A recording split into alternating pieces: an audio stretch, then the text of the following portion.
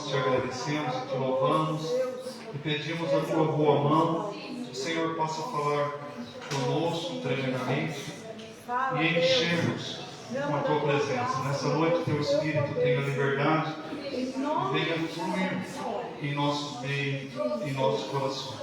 Faz a tua obra, Senhor. Te pedimos em nome de Jesus e te louvamos porque sabemos daquilo que o Senhor fará. Muito obrigado em nome de Jesus. Amém. Boa noite, paz seja convosco. Amém.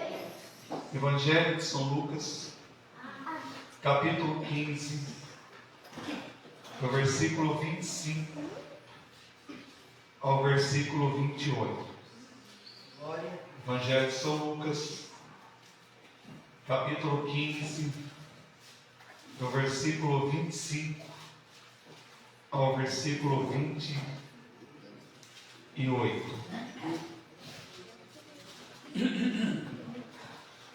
o filho mais velho, que estava no campo, e quando chegou perto da casa, ouvindo a música e vendo as danças, e chamando um dos servos, perguntou o que era aquilo. E ele lhe disse: voltou teu irmão, e o teu pai matou o bezerro cevado, porque o recebeu são e salvo. Mas ele se indignou muito e não queria entrar. E saindo o pai, falava com ele. Podemos assentar? Amém. Nós vamos ouvir a voz de Deus agora. Essa colaboração, tempo seco, voz, respiração, ela está meio complicada. Se todo mundo permanecer sentadinho, nós vamos ouvir a palavra. Amém? O perigo de estar dentro com o coração distante. Uma mensagem que Deus me deu, falando de estar dentro. Na verdade, não o coração, né? É a mente, mas usaremos o coração que é de mais fácil entendimento. Um dos maiores perigos espirituais é viver próximo a Deus apenas de forma externa, mantendo o coração bem distante. É como Jesus disse: esse povo me adora com a boca, mas eu estou longe do coração deles. Essa distância de coração, ela vai além da proximidade física. Estar perto, estar dentro da igreja e com o coração distante de Deus, isso é muito mais comum do que nós possamos imaginar. As pessoas frequentam os cultos, até se envolvem no ministério, e ainda assim não estão totalmente envolvidos com a mensagem do Evangelho. Elas estão sentadas em nossos bancos, muitos estão trabalhando em nosso meio, muitos estão pregando o Evangelho, louvando a Deus de diversas formas, são assíduos contribuintes e dizimistas da obra, mas o coração está distante de Deus. O coração não se envolve. O coração é parcial. E a parcialidade do coração, ela me coloca em perigo. Porque se o meu coração é um santuário, ele precisa estar habitado por alguém. Nós vemos na mensagem, no texto que foi lido inicialmente, que o espírito maligno, quando sai, eu já falei isso também no domingo, ele tem a ousadia de dizer: eu não estou tendo paz, que eu estou andando nas pedras, como se os demônios tivessem paz em algum momento da vida. E eu preciso voltar para a minha casa. Ele está falando do coração do ser humano. E ele foi bem claro quando ele disse: eu vou voltar para a minha casa. E quando ele vê a casa varrida, limpa, cheiosa, organizada, mas sem ninguém dentro, o coração vazio. O corpo presente, o coração vazio. Ele diz: eu vou voltar, mas eu não vou voltar sozinho. Eu vou trazer outros 7 companheiros piores do que eu. E nós vamos fazer uma arruaça nessa casa. E o primeiro e o segundo estado será pior do que o primeiro. A igreja tem usado muito aquele versículo, né? A glória da segunda casa será maior do que a primeira. Só que a visitação demoníaca da segunda casa será pior do que a primeira também, se encontrar vazia. Então as pessoas vão nos cultos, trabalham na igreja, mas o coração está distante. O coração não demonstra ter dentro dele a presença de ninguém ou a presença de Deus.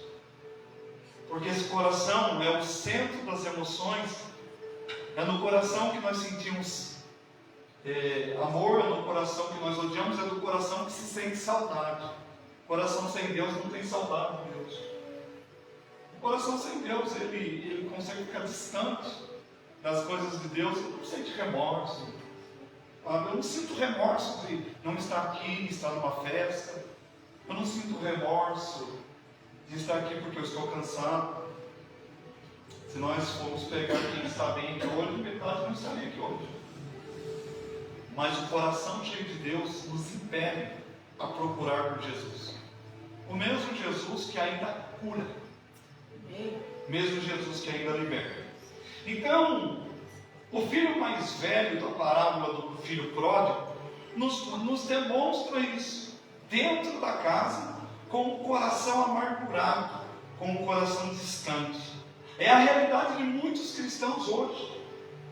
Muitos cristãos cultuam, mas não adoram. Muitos cristãos, como Jó disse, eu te conhecia de ouvir falar, mas hoje os meus olhos te veem. Hoje eu te sinto, porque eu só ouvia falar. Então eu ofertava para os meus filhos e para mim, sacrificava, porque eu ouvi falar que o Senhor recebe sacrifício.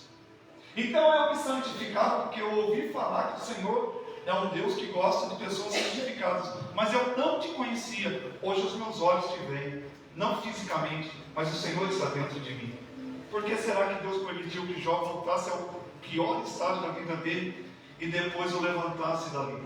Nós não sabemos quanto tempo ele ficou naquele estágio, mas enquanto ele não colocou o coração onde o corpo estava, Deus não restaurou a sorte dele. E Deus só restaurou a sorte de Jó quando ele perdoou os seus amigos e orou por eles. Aí ele diz que enquanto ele orava pelos amigos, Deus mudou a sorte dele e restituiu 7 vezes de tudo que ele havia perdido. Mas ele estava seguindo um Deus de ouvir falar, seguindo um Deus de aparência. Jesus fez uma pergunta certa feita, quando o Filho do Homem voltar para buscar a igreja: será que ele vai encontrar fé na terra? Será que ele vai encontrar a igreja vigilante? Ou vai encontrar a igreja dormindo? Então nós estamos hoje aqui diante dessa mensagem e diante do irmão mais velho do filho pródigo, nós veremos 3 sinais de quem está dentro da igreja, mas distante do Evangelho. Primeiro sinal: um relacionamento sem intimidade. Quem se relaciona se torna íntimo. O cônjuge que se relaciona se torna íntimo do outro cônjuge. Não sabe quando o outro está bem ou não. Não existe casamento sem intimidade. Não existe casamento sem diálogo. Não há casamento, você mora aqui e eu moro na casa da minha mãe. Isso não vai gerar intimidade.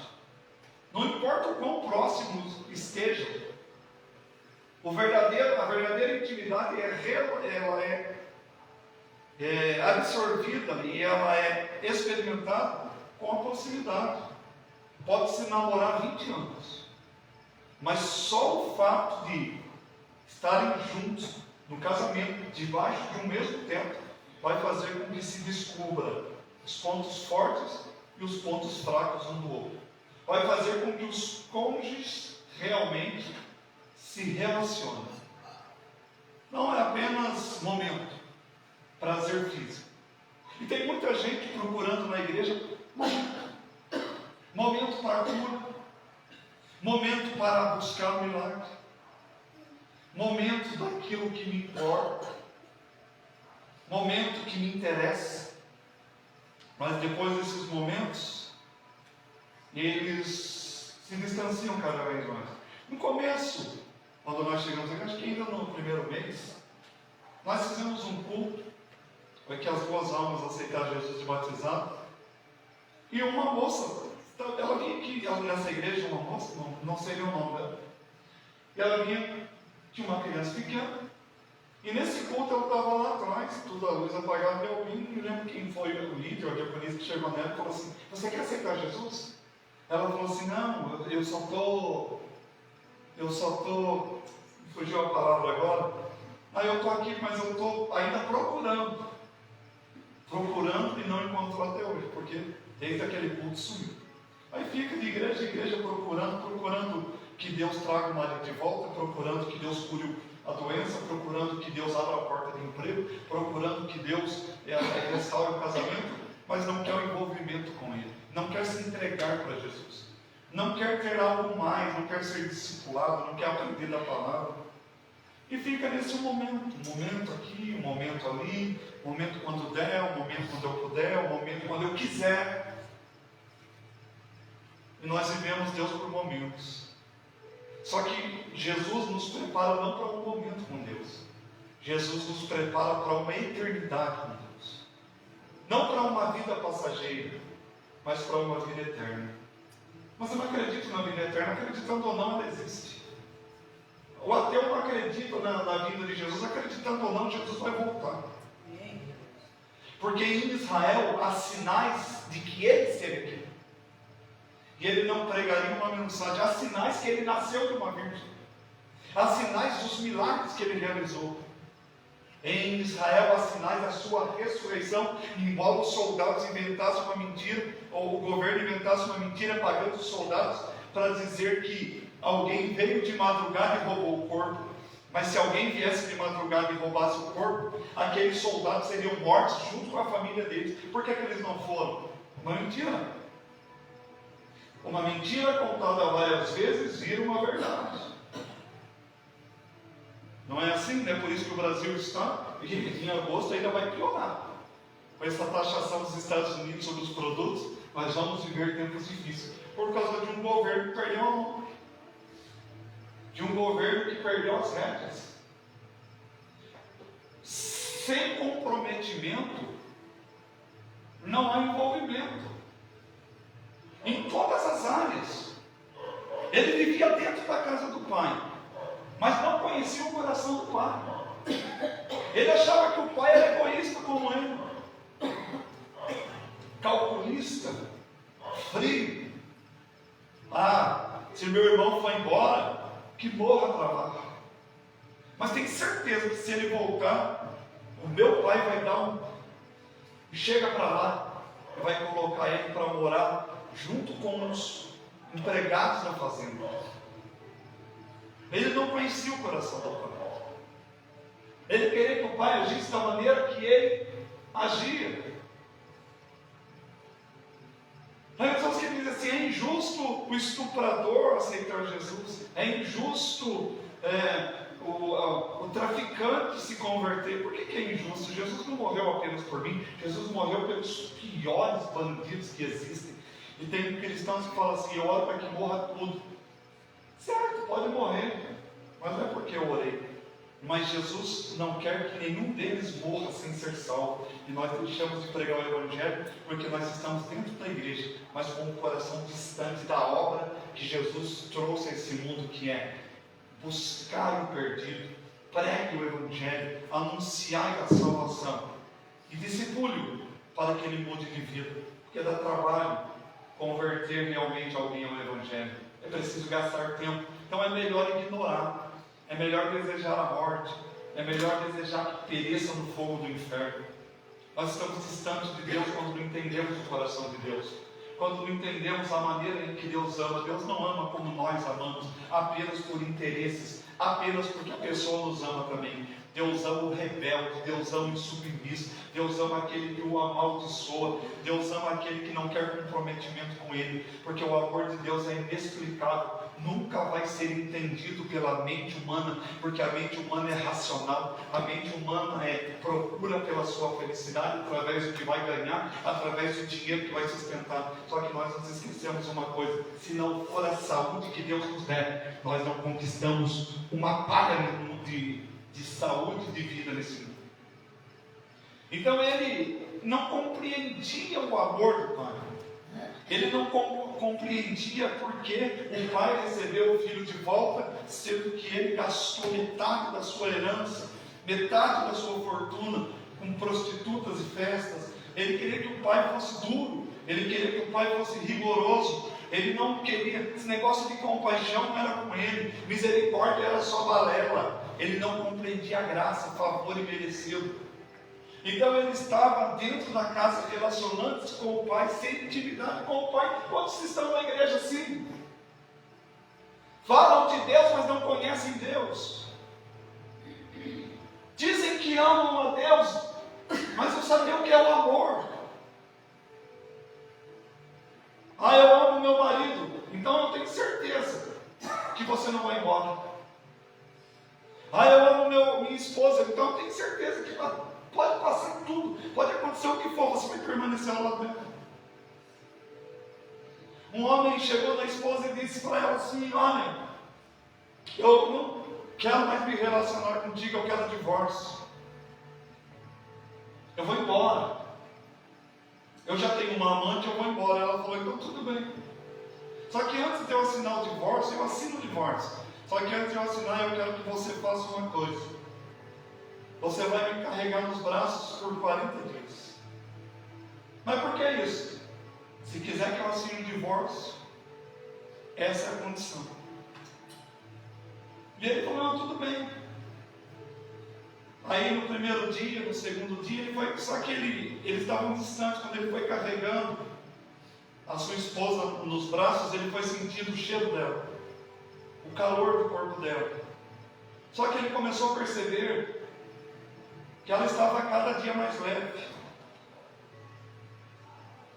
Ela começou, aquela esposa estava fazendo um tratamento para câncer, contra um câncer agressivo, mas não falou nada para o marido. Aí de repente ela já estava emagrecendo, perdendo os cabelos, e o contato que eles estavam tendo fez com que ele tivesse uma intimidade com ela que ele nunca teve, porque ele achava que intimidade era apenas relacionamento sexual. Aí ela falou para ele: eu estou morrendo.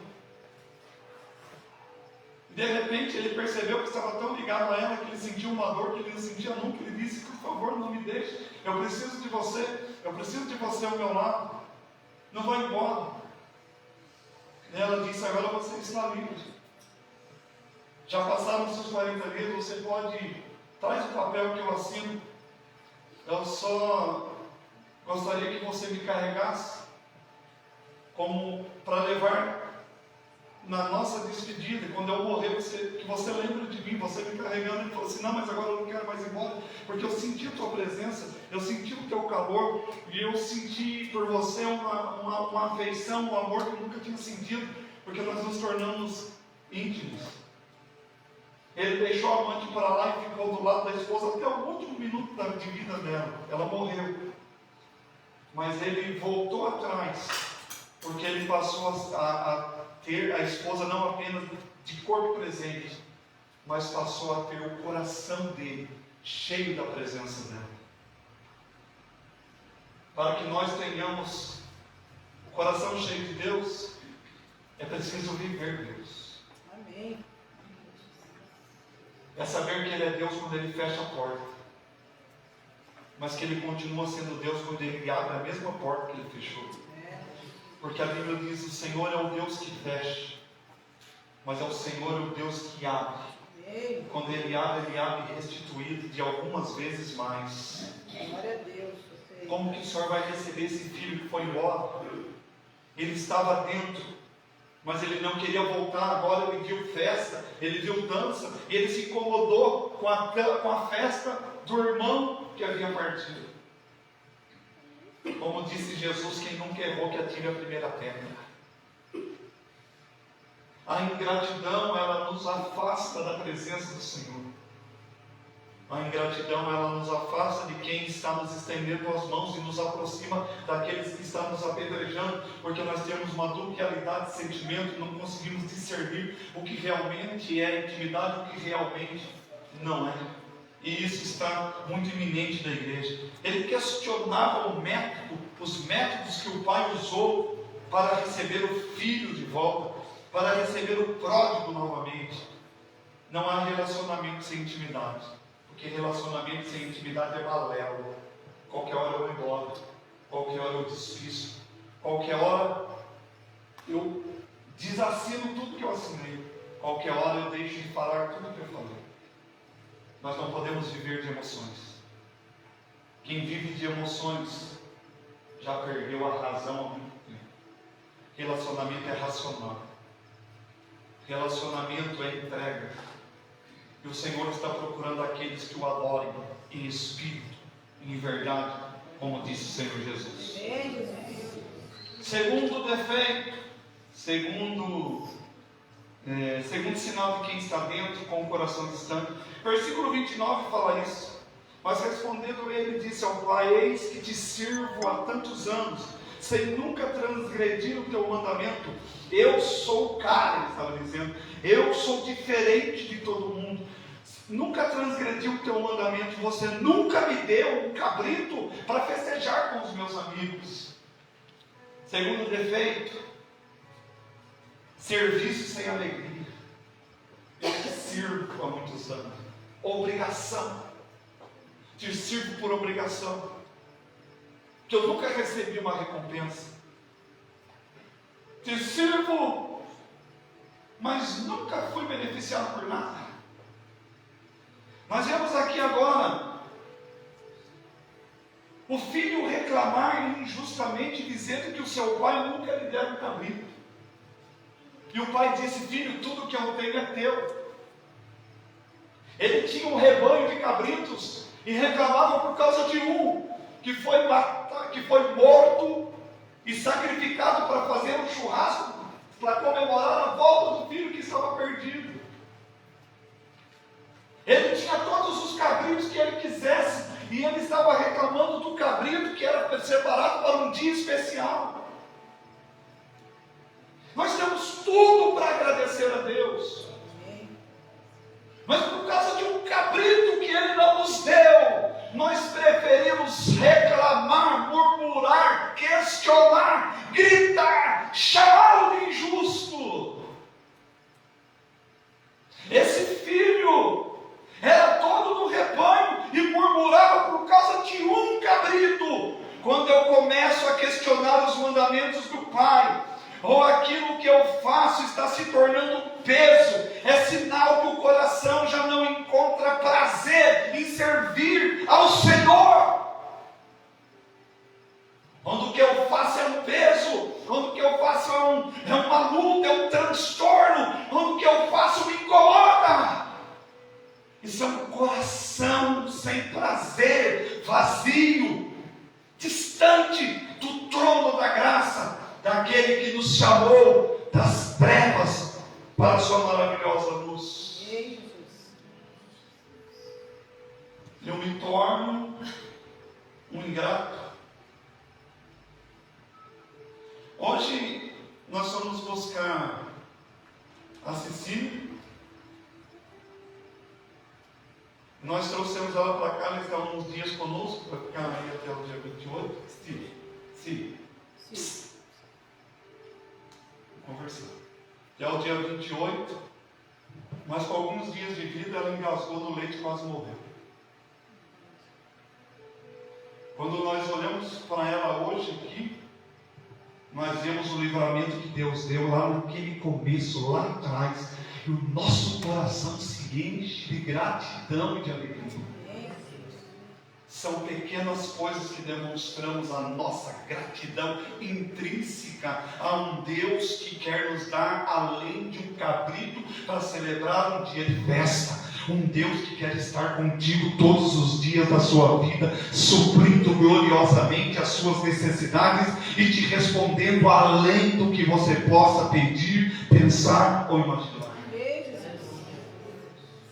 Quando eu começo a questionar os mandamentos, quando eu começo a questionar e começo a achar defeito em tudo, quando o culto já não me agrada, quando tudo é motivo para ir embora, quando tudo é motivo para deixar de servir, quando o peso é um peso pregar, é um peso ser diácono, é um peso orar, é um peso fazer evangelismo, quando eu não encontro prazer em servir, eu estou dizendo, eu não quero companhia tua.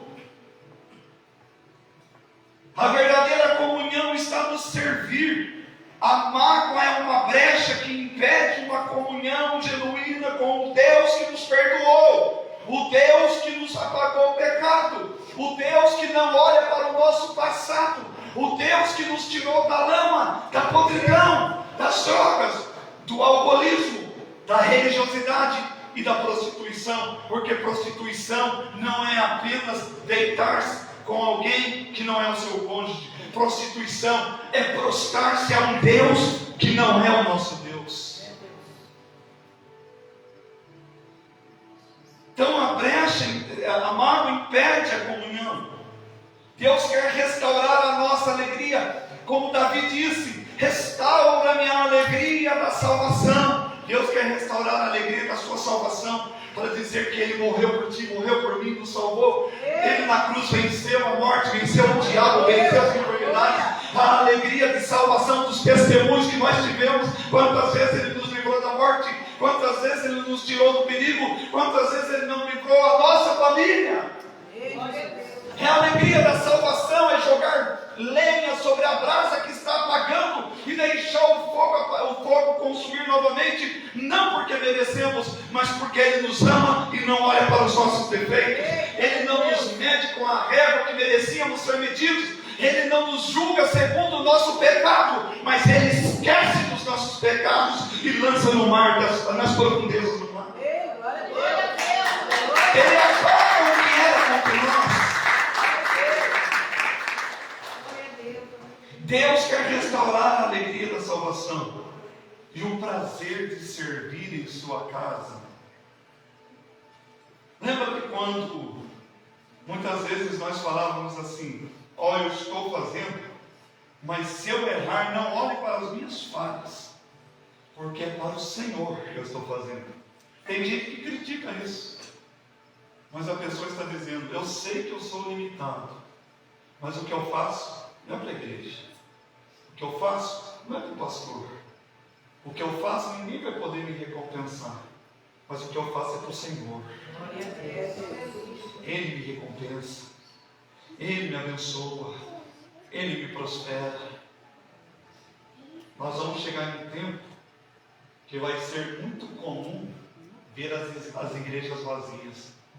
Porque o mundo está distante de Deus. O mundo só quer barato. Agora vai numa festa de peão, o cidadão gasta o dinheiro do mês. Lá em Itapeva, assim, todo ano eles compram uma bota nova, se endivida para ir numa tal de FAI, que é a Festa Agropecuária de Itapeva. Vai lá fazer uma demonstração de uma vida que não tem. Vai lá e chega comendo só para fazer bonito para os outros. Tem gente que nem bebe, mas vai beber lá. Tem gente que nem usa droga, mas vai usar lá. E depois vai chegar no final dos 3, 4 dias de festa, não sei. Ele vai olhar para o bolso e vai falar: não tenho dinheiro para pagar o aluguel. O culpado vai ser Deus, porque ele foi o irresponsável. O culpado vai ser Deus, porque ele quer o prazer em detrimento da salvação. É Deus que vai ser o culpado. Primeiro que ele vai reclamar de Deus, porque que Deus não me pediu? Vai criar vergonha na cara, vai lavar a cara com sabão e esfregar no esfregão com prego. Deus não nos chamou para irresponsabilidade, Ele nos aponta o caminho. Nós erramos porque queremos. Nós erramos porque desejamos. Nós precisamos ter Ele em nós, porque nós só temos corpo na igreja. E nós estamos falando isso, queridos, não apenas para essa igreja, está sendo transmitido. É muito crente ali que podia estar na igreja e está assistindo de casa. Porque hoje eu estou cansado. A Bíblia diz: os que esperam no Senhor renovarão as suas forças. Subirão com asas como águia. Correrão e não se cansarão. Caminharão e não se fadigarão. Mas eu estou doente. Ele diz assim: eu sou o Senhor que cura todas as suas enfermidades. Porque o tempo esfriou. O tempo esfria e eu vou trabalhar amanhã. O tempo esfria e nós vamos no mercado. O tempo esfria e nós vamos para a academia. Academia não fica vazia porque esfriou o tempo. Academia não fica vazia porque está chovendo. Todo dia com frio ou não, o tempo seco eu fui correr. Quem pratica diariamente, está lá fazendo caminhada, está lá correndo. Se o tempo esfriar, nós vamos também. Porque para a igreja tem que ter isso como desculpa. A ceia eu não tomei, porque depois eu tomo outro dia. Comigo não. Só toma se pedir. Ou se comprovar que está doente, ou trabalhando. Eu não fui porque estava assistindo a final, aí estava assistindo o jogo da Copa do Mundo, mas outro dia eu tomo aqui, não. Isso aqui não é brincadeira.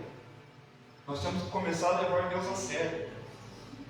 Deus não é uma peteca para ficar jogando de lá. Quando eu cansar eu jogo do lado, quando eu precisar eu jogo de novo. Deus é sério.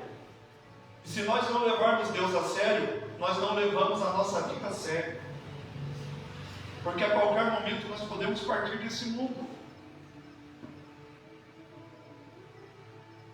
E não pensem, queridos, tem gente que quer, igual o Zeca Pagodinho, o inferno é legal, porque vou tomar uma cervejinha lá. O inferno é um lugar de tormento, prantos, ranger de dentes.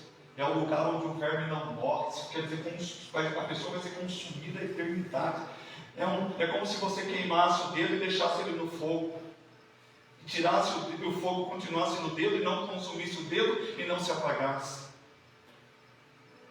Nós precisamos ter Deus no coração, não para ter medo do inferno, porque quem tem Deus no coração não tem medo do inferno, porque ele sabe que ele está com o nome escrito no livro da vida e vai passar uma eternidade. Não estou seguindo Jesus porque eu tenho medo do inferno, eu estou seguindo Jesus porque eu tenho prazer na vida, e a vida eterna é um prazer, a vida eterna vai ser uma delícia, a vida eterna com Cristo vai ser suplantamento de todas as dores que aqui enfrentamos para viver uma delícia por toda a eternidade.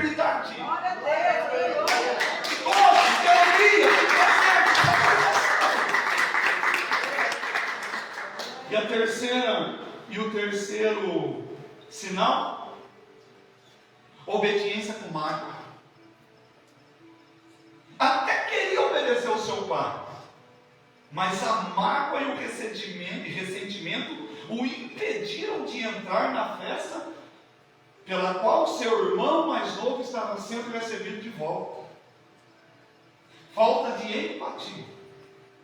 O que é empatia?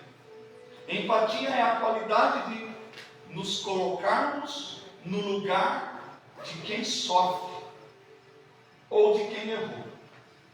É dizer assim: e se eu errar, o que eu vou querer que me faça?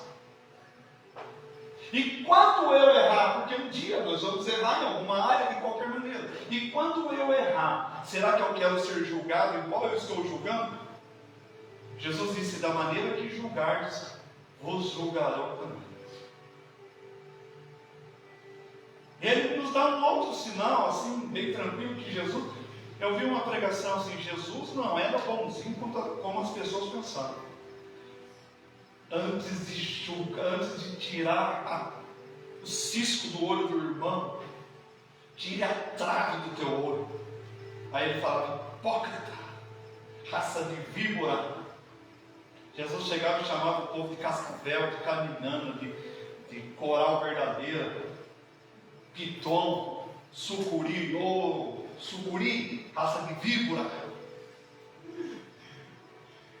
Fica aí apontando eu, dos outros, tira a trave do teu olho. Jesus pregava um confronto. Jesus era igual a doutora Percy, era a psicanálise do confronto. punha todo mundo e confrontava, todo mundo quebrava o pau, ela falava, essa é a minha psicologia do confronto. Até queria obedecer, mas o ressentimento não os deixou entrar na festa. Aqui está mais um mandamento que Jesus deixou que nós não obedecemos. Chorar com os que choram. Nós choramos. Chorar com os que choram é fácil. A gente vai no velório, todo mundo que morre vira santo, né? Todo mundo que morre vai para o céu. Mas o cara lá matou todo mundo, estuprou, não aceitou Jesus, mas chega lá alguém e fala assim, essa alma está com Deus. Nós vamos respeitar o momento, mas no fundo nós sabemos que não está. Todo mundo que morre vai para o céu. Ah, mas esse aqui nunca fez mal para ninguém. Esse aqui nunca falou mal de ninguém. Ah, esse daqui que comprava e pagava. Mas não é isso que nos leva para o céu, é aceitar Jesus. É aceitar o sacrifício de Jesus. Se não aceitou o sacrifício de Jesus, pode ser uma doce candura. Não entra no céu. O céu não é lugar dos bonzinhos. O céu é lugar dos que se arrependem. Há bênçãos que são punitivas. Há bênçãos que Deus dá para punir depois. Principalmente as bênçãos que vêm acompanhadas pós-murmuração. Vocês querem ver isso? Números capítulo 11. É longo o texto, mas eu vou ler tudo. É acompanhar. Eu vou ler nessa versão aqui, mas acompanha. Capítulo 11. Deixa eu ver o versículo que foi. Do versículo 4 em diante. E o vulgo que estava no meio deles veio a ter grande desejo, pelo que os filhos de Israel tornaram a chorar e disseram: quem nos dará carne a comer? Lembramos-nos dos peixes que no Egito comíamos de graça. Eles eram escravos. Os benditos eram escravos. Os filhos do capeta eram escravos no Egito. Deus tirou o povo da escravidão, onde eles apanhavam para trabalhar. E eles estão falando, quem vai nos dar carne para comer? Porque eu lembro do peixe que comia no Egito. Sabe a parte do peixe que eles comiam? A cabeça, os espinhos. E eles comiam isso para fazer pirão para comer, porque eles não comiam a carne, porque escravo não come carne. Agora eles estavam aqui, que nos deram a comer a carne, lembramos-nos dos peixes que no Egito comíamos de graça, e dos pepinos, e dos melões, e dos alhos porós, e das cebolas, e dos alhos comuns, mas agora a nossa alma está seca, coisa nenhuma há para comer, senão esse maná diante dos nossos olhos. E era um maná como semente de coentro, e sua cor era uma cor do bidélio. Espalhava-se o povo e colhia, e em moinhos moía, ou num grau pisava, e em panelas cozinhavam, e dele faziam bolos, e o seu sabor era como o sabor de azeite fresco. E quando o orvalho descia da noite sobre o arraial, o maná descia sobre ele, pelas suas famílias, cada qual à porta da sua tenda. E Moisés ouviu chorar, o povo, pelas suas famílias, a cada qual à porta da sua tenda. E a ira do Senhor grandemente se acendeu, e pareceu mal aos olhos de Moisés. E disse Moisés ao Senhor: por que fizeste mal ao teu servo? E por que não achei graça aos teus olhos, que puseste sobre mim a carga deste povo? Concebi eu, porventura, todo esse povo? Gerei-o eu para que me disseste que o levasse no colo, como o aiô leva o que cria, a terra que juraste a seus pais? Donde teria eu carne para dar a todo esse povo? Eram aproximadamente 3 milhões de pessoas. Porquanto contra mim choraram, dizendo: dá-nos carnes a comer. Eu sozinho não posso levar a todo esse povo, porque é muito pesado para mim. E se assim fazes comigo, mata-me, eu te peço. Se tenho achado graça aos teus olhos, e se não me deixas ver o meu mal. E disse o Senhor a Moisés: ajunta-me 70 homens dos anciãos de Israel, de quem sabes que são anciãos do povo e seus oficiais, e o trarás perante a tenda da congregação, e ali os colocarão perante mim, contigo. Então eu descerei, ali falarei contigo, e tirarei do Espírito, com letra maiúscula, que está sobre ti, e o colocarei sobre eles, e contigo levarão a carga do povo, para que tu sozinho não o leves. E tirás o povo. Moisés aqui reclamou, murmurou, e Deus levantou 70 para ajudar. Moisés entrou na terra prometida?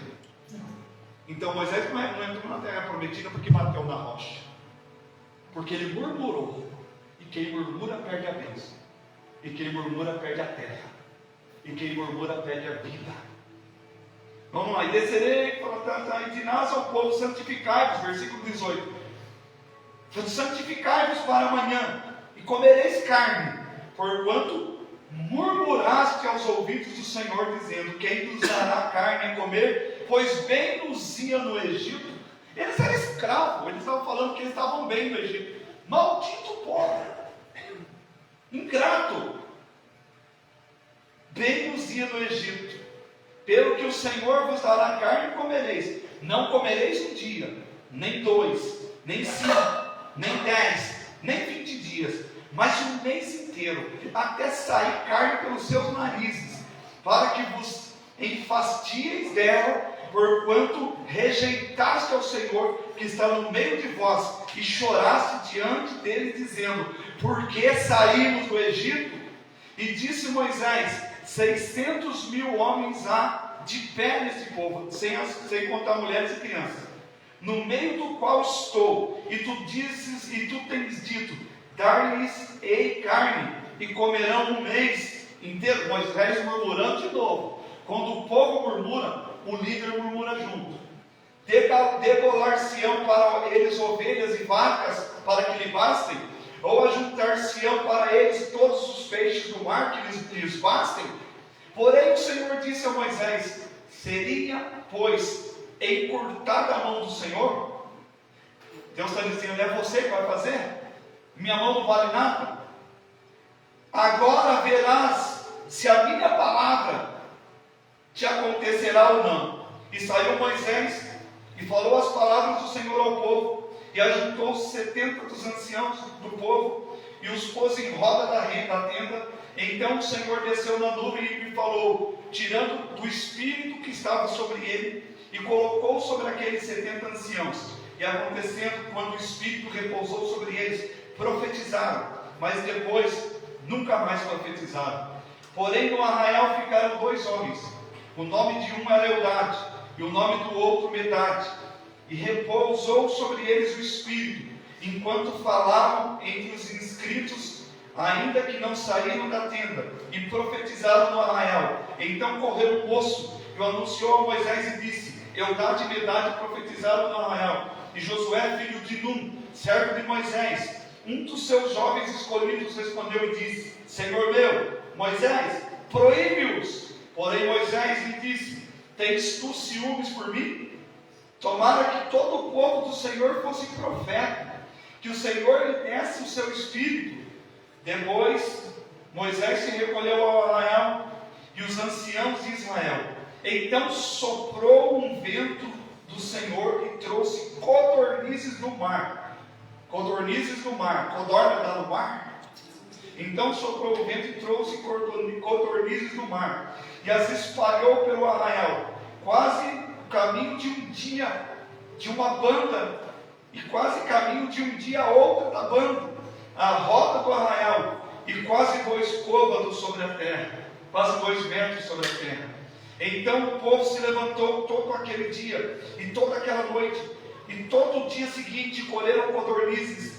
O que tinha menos colheram 10 homens, e se estenderam para si ao redor do arraial, quando a carne estava entre os seus dentes, antes que fosse mastigada. Se acendeu a ira do Senhor contra aquele povo, e feriu o Senhor o povo com uma praga muito grande, pelo que o nome daquele lugar se chamou Quibrote Atavá, porquanto ali encontraram o povo o teu desejo.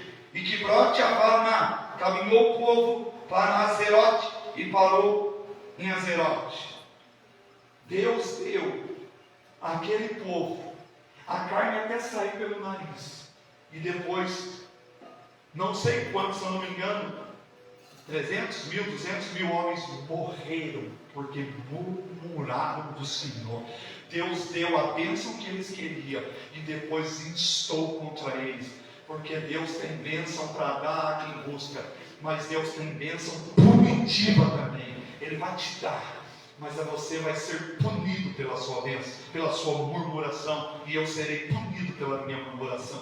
Que nós não alcancemos do Senhor a bênção punitiva, mas que nós alcancemos do Senhor a bênção desejada, aquela que eu espero com paciência, como o salmista disse, porque eu sei que quando Ele fizer, eu vou encher a minha boca de cânticos e de riso, porque a Bíblia diz: e Ele vai tirar as vestes de luto e vai colocar as vestes de alegria. Ele vai tirar a morte e vai colocar a dança. Espera no Senhor, apenas clame, não reclame, porque quando a bênção vier, não será punitiva, mas será que vai te fazer festejar por muitos e muitos anos. Mesmo que a bênção punitiva te pareça boa, ela vai te levar à morte, mas a bênção festiva te levará à vitória em nome de Jesus.